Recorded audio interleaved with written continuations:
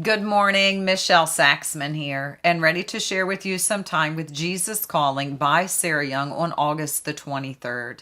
This one is kind of a difficult one for me because I can really feel within me certain seasons and circumstances where parental involvement, parental love, wanting to kind of step in, stand in that gap, and take care of things when someone, especially when they're going through difficult seasons. So I'm going to speak about three circumstances that I cannot even imagine the pain and suffering, right? So how about a parent that a child is struggling with addiction? It can be food addiction like anorexia or bulimia. I've had friends who've said, my God, Michelle, I would eat for my child if I could. That attachment and that fear and worry and wonder. Drug addiction and overdose and anything that the parent could do to step in, stand in that gap. I have personal experience with a loved one and addiction and wanting to do anything and everything. It was a very close family member, not in my immediate circle, not my husband or children, but in the family, and going to the Family Anonymous meetings and learning all that I could. And I mean, even another addict in the program was like, you got to let him, he's got to miss his own car payment. Stop making the car payment. Stop doing this. You're protecting him from hitting his bottom. Y'all, that is hard when it is a loved one. And how about mental illness as the child becomes an adult and living on their own independently, and they're not taking their medication, and the heart and the pain that we go through as a parent when you witness your child struggling like that. But trying to surrender into that and saying, my Heavenly Father, as much as I love that child, that person, my Heavenly Father loves him even more.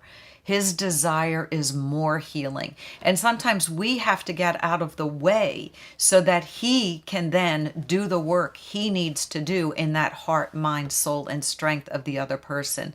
So learning to surrender in these difficult circumstances, you guys, I know the guttural pain. I've been there. And it actually took this individual in our family. He had to go to jail and we had to leave him there. And thank goodness, I guess he's 2.5 years sober now, but it took that. Who wants that for someone they love?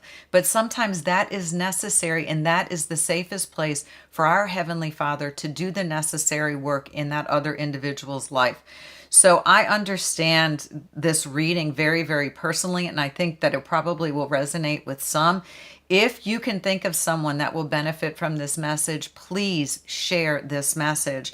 Certainly, if you've not already subscribed, please do like, comment down below how God is working and transforming this community.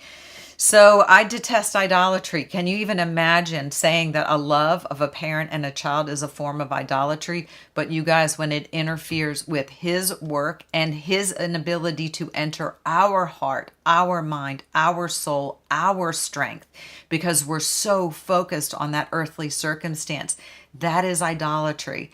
And it's learning to surrender and release into our Heavenly Father's hands. So the first reading is Genesis chapter 37, verses 3 and 4. Now Israel loved Joseph more than any of his other sons, because he had been born to him in his old age, and he made a richly ornamented robe for him.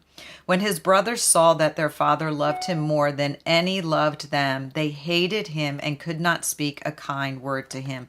You guys, I think we can imagine that. We can think of family circumstances where it seems that a child with some sort of, I don't even like to call them disabilities, but different abilities or forms, seems to become a favorite among the other siblings, at least from their perspective.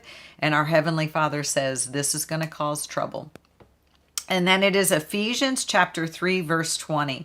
Now to him who is able to do immeasurably more than all we ask or imagine, according to his power that is at work within us. And you guys, sometimes we are called to do immeasurably more.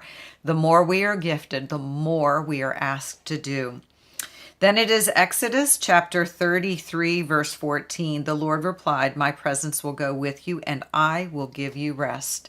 And again, one of my favorite sections of the Bible is when we are invited to take on his yoke, to lay down our burden. We didn't invite him over to our burden. He already knows the plans he has for us, the plans to prosper us, the plans for peace. We're sometimes the one that kind of muck it all up and make a big mess, but he says, "My presence will go with you and I will give you rest." He will be our source of rest, peace, restoration, and even joy, an opportunity to smile in the midst of the storm. So y'all have a super blessed day. This one also is a hard one for me because I can truly feel, because of the brain and the way the brain works and the memory and emotion center that comes back. So this reading really took me back to a season of struggle in our family. And so if you're going through that, I feel you, I hear you, I see you, and our Heavenly Father sees you, and he desires peace and rest for you and healing for your family member. Y'all have a super blessed day. Stay connected to the vine, and I will talk to you soon. Bye-bye.